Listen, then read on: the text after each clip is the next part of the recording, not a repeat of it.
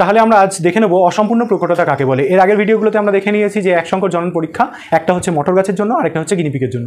সেখানে আমরা দেখেছিলাম দুটো বিপরীত বৈশিষ্ট্যের জীবকে নিয়ে, একই প্রজাতির জীবকে নিয়ে যখন আমরা সংকরায়ন ঘটাই তখন F1 জনুতে 100% সংকর প্রকট বৈশিষ্ট্যযুক্ত জীবটা তৈরি হয়, তাই তো? যেমন আমরা দেখেছিলাম যে একটা বিশুদ্ধ লম্বা মটর গাছ এবং বিশুদ্ধ বেটে মটর গাছের মধ্যে যখন সংকরায়ন ঘটিয়েছিলাম F1 জনুতে আমরা 100% পেয়েছিলাম সংকর লম্বা মটর গাছ, তাই তো? তার মানে প্রকট বৈশিষ্ট্যটাকে আবার F1 জনুতে ফিরে পাওয়া যায়, এটাকে প্রকটতার সূত্রও বলা হয়। কিন্তু অসম্পূর্ণ প্রকটতার ক্ষেত্রে কি দেখা যায়? নামটা থেকেই বোঝা যাচ্ছে অসম্পূর্ণ প্রকটতা, অর্থাৎ প্রকট বৈশিষ্ট্যটা এখন সম্পূর্ণরূপে F1 জনুতে আসবে না, ঠিক আছে? তাই বলা হচ্ছে কি অসম্পূর্ণ প্রকটতা। কি হয় এক্ষেত্রে? অসম্পূর্ণ প্রকটতার ক্ষেত্রে আমরা কি করি, একজোড়া বিপরীত বৈশিষ্ট্যের স্পেশাল টাইপের কিছু উদ্ভিদ এবং প্রাণী আছে যাদের মধ্যে যদি সংকরায়ন ঘটায় সেক্ষেত্রে F1 জনুতে আমরা দেখব কোনো প্রকট বৈশিষ্ট্য ফিরে আসছে না, বরং কোনো প্রচ্ছন্ন বৈশিষ্ট্যও ফিরে আসছে না। প্রকট আর প্রচ্ছন্ন বৈশিষ্ট্য ফিরে না এসে একটা নতুন বা মাঝামাঝি একটা বৈশিষ্ট্য প্রকাশ পাচ্ছে, ঠিক আছে? এই ধরনের একটা উদ্ভিদের আছে যার নাম হচ্ছে সন্ধ্যা মালতী। এই গাছের যে ফুলগুলো হয় লাল ফুলও হয়, সাদা ফুলও হয়, বিশুদ্ধ লাল ফুল, বিশুদ্ধ সাদা ফুল।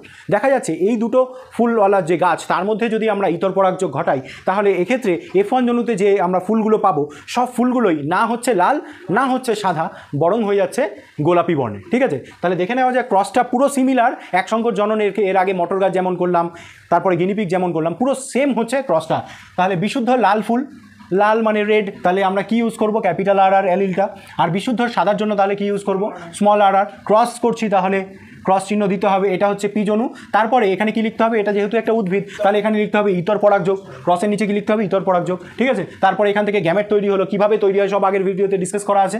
তারপর সেখান থেকে আমরা কম্বিনেশন করে কি তৈরি করলাম? F1 জনুতে আমরা কিছু উদ্ভিদ পেলাম যেখানে ক্যাপিটাল আর স্মল আর। এটাকে আমরা বলবো না এখন সংকর লাল ফুল বলবো না, এক্ষেত্রে সব ফুলগুলো কি কালারের হয়? 100% যে ফুল হচ্ছে সব হচ্ছে কি বর্ণের?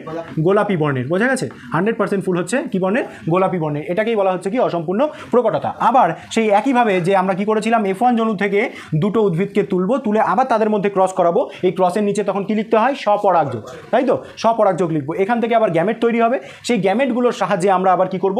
F2 জনুর চেকার বোর্ড তৈরি করব, ঠিক আছে? সেখানে প্রথমে পুং গ্যামেটগুলোকে উপরে লিখতে হয়, স্ত্রী গ্যামেটগুলোকে এই বরাবর লিখতে হয়, পুং গ্যামেটগুলোকে এই বরাবর লিখতে হয়। তারপরে আর আর আর স্মল আর ক্যাপিটাল আর, সেটাকে প্রথমে ক্যাপিটালটা লিখতে হয় তারপর স্মলটা। এগুলো এইভাবে আমরা কি করলাম? F2 জন্য চেকার বোর্ড তৈরি করে দিলাম। এগুলো কিন্তু আমি আগের ভিডিওতে পুরো মানে ডিটেইলসে আলোচনা করেছি, তাই এটা আমরা ওপর দিয়ে চলে যাচ্ছি। এরপরে যে ফিনোটাইপের অনুপাত বের করতে হয়। ফিনোটাইপের অনুপাত মানে কি? ফিনোটাইপের অনুপাত মানে হচ্ছে বাইরে থেকে দেখে যা বুঝতে পারবো। এখানে এই যে ক্যাপিটাল আর এটাকে কি বলবো আমরা? কীরকম ফুল? এটা লাল ফুল। তারপরে ক্যাপিটাল আর স্মল আর কটা আছে? দুটো, সেগুলো কি বর্ণের ফুল? গোলাপি বর্ণের ফুল। আর স্মল আর সেটা কি বর্ণের ফুল? সাদা, তাই তো? তাহলে এখানে ফিনোটাইপের অনুপাত কি হলো? 1:2:1। আবার জিনোটাইপেও কিন্তু একই, যে এটা কিন্তু সাদাই, এটা সরি এটা হচ্ছে লাল, এটা কি? এটা গোলাপি। এখানে শঙ্কর লাল বলবো না, এটাকে কি বলবো? গোলাপি। আবার এটা কি?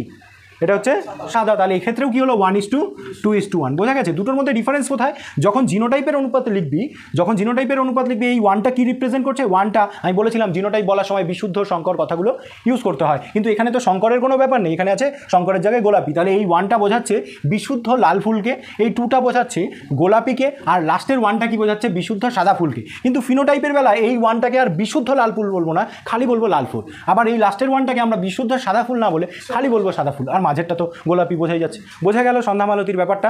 অসম্পূর্ণ প্রকটতা খুব ইম্পর্টেন্ট। এবার অনেক সময় এবার প্রশ্ন কীরকম আসবে যে অসম্পূর্ণ প্রকটতা কাকে বলে? চেকার বোর্ডের সাহায্যে এটাকে ব্যাখ্যা করো, 1 নম্বর প্রশ্ন। দ্বিতীয় প্রশ্ন কি হতে পারে? যে চেকার বোর্ডের সাহায্যে দেখাও যে অসম্পূর্ণ প্রকটতার ক্ষেত্রে ফিনোটাইপিক এবং জিনোটাইপিক অনুপাতটা সমান হয় বা একই হয়। বোঝা গেছে? আবার শর্ট কোশ্চেনেও আসতে পারে কোন ক্ষেত্রে ফিনোটাইপের অনুপাত এবং জিনোটাইপের অনুপাত সমান হয়। আমাকে তোরা যারা ভিডিওটা দেখছিস তারা আমাকে একটু কমেন্ট করে জানাস এই সন্ধ্যা মালতী ফুল বাদে আর কোন কোন উদ্ভিদ বা কোন কোন প্রাণীতে অসম্পূর্ণ প্রকটতা দেখা যায়।